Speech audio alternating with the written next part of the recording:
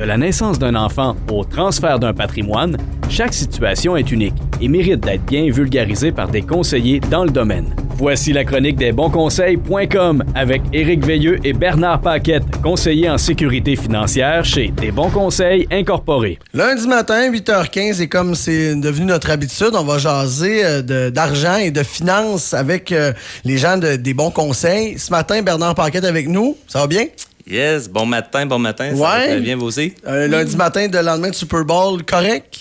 Oui, en étant un fan de les Bucks, un nouveau fan, je veux dire, Anthony Auclair a aidé beaucoup à mon amour vers les Bucks. Puis l'ajout de Brady puis de Gronk, on s'entend que ça l'a aidé aussi. Fait que ça a été un bon match pour toi hier. Oui, à sens unique, mais un beau match. Oui, belle soirée, j'imagine, en famille aussi. Totalement. Avec des cochonneries en masse. Pas pire. C'est correct, c'est une fois par année le Super Bowl pour qu'on pouvoir en profiter. Et voilà.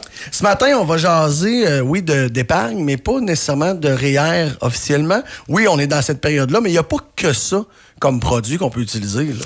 Non, totalement. Là, oui, la période veut qu'on parle sans arrêt du REER, mais en même temps, un produit qu'il faut introduire dans notre famille si on a des enfants, puis même... je dirais plus loin que ça, si c'est pas mes enfants, ça peut être des neveux, des filleuls, des petits-enfants. Le régime épargne-études. Alors, le régime épargne-études qui est un extraordinaire produit. Aujourd'hui, on va en parler de base, mais je vais parler aussi de quelques stratégies qu'on peut effectuer. C'est quoi, en gros, le régime d'épargne-études? On comprend qu'on ramasse de l'argent pour éventuellement donner à nos enfants qui vont pouvoir aller étudier avec ça, là. En gros, c'est ça. Oui. En gros, là, dans le fond, si vous avez des enfants puis vous ne cotisez pas du tout au régime enregistré d'épargne-études, c'est de refuser carrément une subvention que le gouvernement est prêt à t'offrir. OK. Fait que de base, c'est toujours calculé en fonction du revenu familial. Donc, bien entendu, plus mon revenu est bas, plus je vais aller chercher un gros montant. Okay. Plus mon revenu est élevé, mais ça diminue. Mais grosso modo, si on parle de 30 %, on est pas mal dans le target. Donc, chaque dollar investi durant l'année va donner une subvention gouvernementale de 30 %. Fait que si je mets 100 $ dans l'année, ça me donne 30 $. Exactement. Okay. Exactement. On est maximisé, dans le fond, à une cotisation annuelle de 2500. C'est le maximum qu'on peut aller mettre par enfant. Fait que grosso modo, autour de 200 $ par mois. Mais on peut nous ouvrir aussi un pack, comme tu as dit. 100 $, c'est le montant minimum qu'on doit investir pour pouvoir en ouvrir. Puis on peut faire un pack, aussi un prélèvement automatique de 25 $ par mois pour en ouvrir. OK. Fait que dans le fond, ça se prend tout seul dans le compte. Le minimum 25 $ à chaque mois. Et ça se ramasse tranquillement. Puis... Ça se ramasse, ça fait des subventions automatiques, puis ça fait de l'intérêt. Ouais. Alors, bien entendu, selon le type de profil d'investisseur que je suis, je peux aller chercher un rendement très intéressant, plus sécuritaire. Alors, si on parle, tout à l'heure, je vais faire des comparaisons entre une prise de REER puis la même mise de fonds dans un régime enregistré d'épargne-études, puis je vais le calculer sur un rendement de 4 %, qui est quand même, considérant que l'argent peut être investi sur 17 ans, qui n'est pas un gros rendement, là. Fait que, on s'entend qu'on ne se trompe pas dans le target. On est dans la moyenne pas mal. Totalement, puis une moyenne faible. Là, parce que c'est quelqu'un qui est moindrement équilibré ou audacieux dans ses rendements, on peut aller en chercher plus que ça, mais somme toute, le produit est extraordinaire. Oui, parce que tu disais, là, il y a différentes stratégies avec ce produit-là qu'on appelle REE, c'est ça, hein? Oui. Régime enregistré d'épargne-études, il y a plusieurs stratégies. C'est-à-dire que là, je comprends-tu que tu n'es pas nécessairement obligé de le garder pour les études? Dans le fond, oui, l'argent va être obligé d'utiliser pour les études. Ouais. Puis j'explique parce qu'il va y avoir 3 montants là-dedans. Okay. Il va y avoir le montant des cotisations. Alors, le montant des cotisations, c'est bien entendu l'argent que le parent, le grand-parent, peu importe, qui est en lien avec l'enfant, va cotiser dedans. Cet argent-là ne m'apporte pas un retour d'impôt. Mais lorsque le régime, dans le fond, va être terminé, donc quand l'enfant va aller aux études postsecondaires, que ce soit un DEP, que ce soit collégial, peu importe, cet argent-là me revient. Bien entendu, quand je vais la récupérer, je ne repaye pas d'impôt. Je n'ai pas eu de déduction d'impôt. Ouais. Donc, l'argent me revient. Fait que c'est de l'argent que j'ai mis de côté puis que je vais pouvoir utiliser à ce moment-là, soit pour payer une dette à haut taux d'intérêt ou aller la recotiser dans mon REER. OK. Puis, tu as l'argent des subventions et des intérêts. Cet argent-là, dans le fond, est fait à la base pour aller aux enfants. Donc, aller aider à payer les frais scolaires. Donc, le 30 % plus l'intérêt, souvent, vous allez voir tout à l'heure dans un calcul, ça représente plus que le montant que j'ai moi-même investi. Alors, l'argent des subventions et de l'intérêt, à la base, va être imposable, mais va être imposable dans les mains de l'enfant. Donc, à la base, si l'enfant travaille, le jeune adulte travaille à temps partiel puis qu'il n'y a pas des hauts revenus, le premier, autour de 14 000, dans le fond, est non imposable. Donc, il y a manière de sortir intelligemment pour ne pas payer d'impôts sur le montant aussi par l'enfant. Donc, c'est ça, si tu es aux études à temps plein puis qu'il n'y a pas vraiment de revenus, il ne sera pas nécessairement imposable. Oui, il va l'être, mais je veux dire, à bout de ligne, on ne paiera peut-être pas d'impôts dessus. Pas beaucoup. Puis pour certains parents aussi, l'idée de mettre plusieurs $1000 dans les mains de leur enfant peut paraître aussi un petit thrill. On peut en douter que l'argent va servir vraiment à payer les livres et les frais scolaires. Ce que ça prend, dans le fond, pour aller chercher ce montant-là, ça va prendre une preuve d'étude. Donc, ça va prendre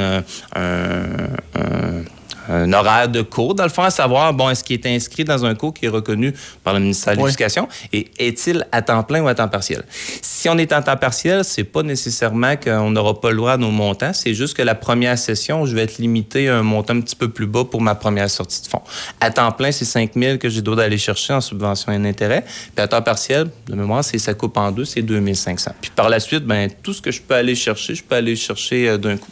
Mais là, mettons, moi, je mets de l'argent là-dedans pendant plusieurs années, puis que mon fils décide qu'il va pas à l'école. Admettons que ton fils décide qu'il va pas à l'école. Rendu là, dans le fond, ton enfant va perdre les subventions. Alors, l'argent que le gouvernement a mis dedans, le 30 %, il va aller le rechercher. Sauf que toi, comme investisseur, tu vas reprendre, bien entendu, tes cotisations puis tu gardes ton intérêt. Donc, tu t'es pas tiré dans le pied parce que cet argent-là, à la base, tu l'as placé, elle a fait de l'intérêt.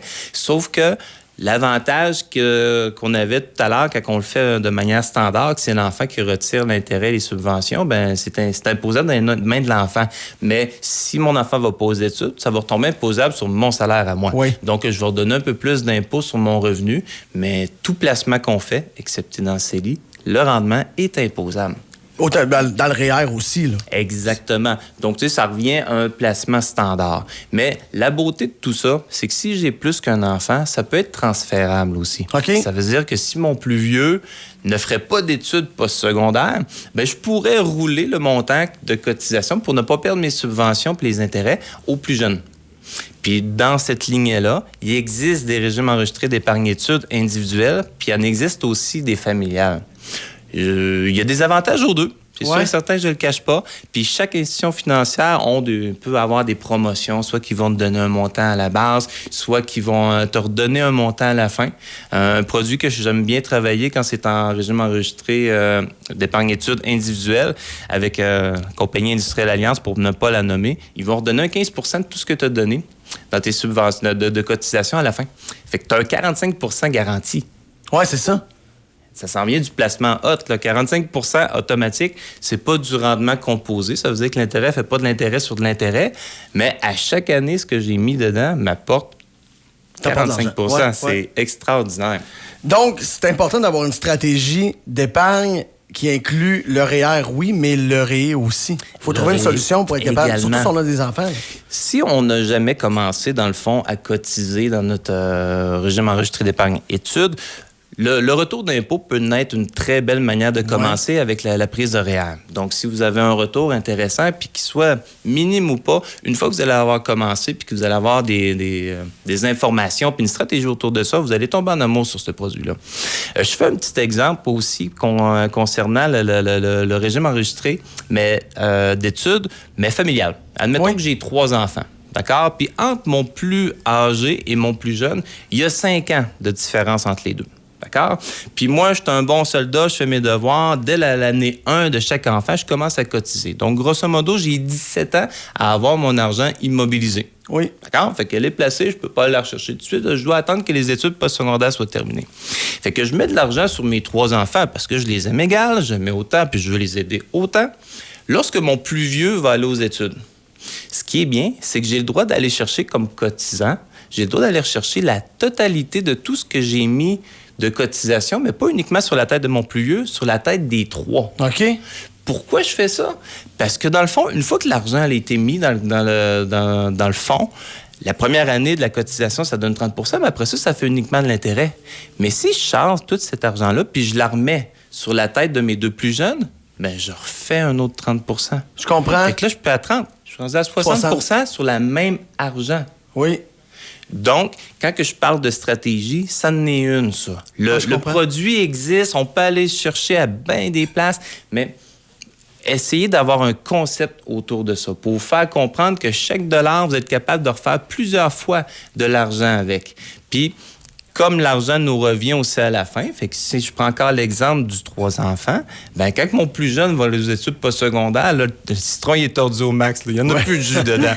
Ben c'est ça qu'on pense, mais il en reste encore parce que cet argent-là que j'ai mis dedans, à ce moment-là, je peux la mettre dans mon REER. Oui. Parce qu'on s'entend que c'est de l'argent que j'ai fait un effort pour mettre de côté. Donc, rendu là, si je suis dans un salaire normal, autour de 40 000, 50 000, fait que j'ai à peu près un taux marginal à 27 %. Mais c'est un autre 27 % que je vais aller refaire encore sur cet argent-là. Écoute, on est en plein dans le temps des REER et de l'épargne en février parce qu'on le sait, l'impôt s'en vient. Et je pense que dans tous ces produits-là, c'est important d'avoir une bonne stratégie, un bon plan puis des bons conseils. Je pense que l'importance, c'est de vous contacter, assurément. Totalement. Alors, n'hésitez pas pour avoir de l'information, puis même si vous avez plusieurs déjà produits en place, de juste se faire rappeler de la stratégie qu'on peut aller faire, puis d'avoir une autre vision de temps en temps, ça va faire en sorte qu'on va aller maximiser qu'est-ce qu'on peut faire. Alors, on n'a jamais trop de conseils dans la vie. Non, absolument. Puis surtout dans le domaine financier, il y a bien des cachettes qu'on connaît pas. Des stratégies, comme tu le dis ce matin, que moi, j'avais pas pensé, là, qui peuvent s'accumuler, qui vont faire en sorte que vous allez faire plus de sous, puis garder ça dans vos poches. Puis je voulais faire une petite comparaison en terminant, parce que je pense qu'on va être à court. Pour une cotisation, j'ai fait une comparaison, dans le fond, d'un revenu familial de 80 000. Fait que, mettons, 2 revenus de 40 000 versus quelqu'un qui cotise dans son REER versus quelqu'un qui cotise dans son régime enregistré d'épargne-études. Oui. À la fin, dans le fond, si je fais une moyenne de 4 % dans les deux, d'accord, même investissement, mon REER, considérant qu'à chaque fois que j'ai un retour d'impôt, je le remets dans mon REER, fait que je ne dépense pas cet argent-là, bien, je vais avoir accumulé 36 974, fait que grosso modo 37 000 à la fin de ma période de 17 ans. Dans la même stratégie avec le régime enregistré d'épargne-études, avec une stratégie que je n'ai pas encore parlé, le prêt régime enregistré d'épargne-études, je peux aller chercher avec le même montant 51 100 $, c'est 14 000 $ supplémentaires. C'est presque le double. La même argent. Avec le même argent. Il y a une partie, bien entendu, qui ne vient pas dans mes poches à moi, qui va dans les poches de mes enfants. Mais si j'ai l'intérêt d'aider mes enfants à aller aux études, je l'aurais fait avec ça ou sans ça. Oui, c'est ça. Il y a de l'argent qui serait sorti pareil. Là. Exactement. Bernard Paquette, les gens qui veulent avoir vos conseils, la meilleure façon, c'est votre site Internet? Site Internet, www.desbonsconseils.com. Nos informations sont là pour nous rejoindre, alors ne gênez-vous pas. Non, gênez-vous pas pour aller chercher les meilleurs conseils, justement, avec l'équipe des bons conseils, surtout quand il s'agit de stratégie financière. Merci, Bernard Paquette. Ça fait plaisir. Merci à vous. Bonne semaine. Desbonsconseils.com vous a été présenté par Éric Veilleux et son équipe située au 135-25 boulevard Lacroix à Saint-Georges. De la naissance d'un enfant au transfert d'un patrimoine, différentes stratégies s'offrent à vous. Parce que chaque situation financière est unique, vous devez vous assurer d'en tirer le maximum. Notre équipe d'expérience est là pour vous donner les bons conseils dont vous avez besoin. Communiquez avec nous au 228-72-24 ou desbonsconseils.com.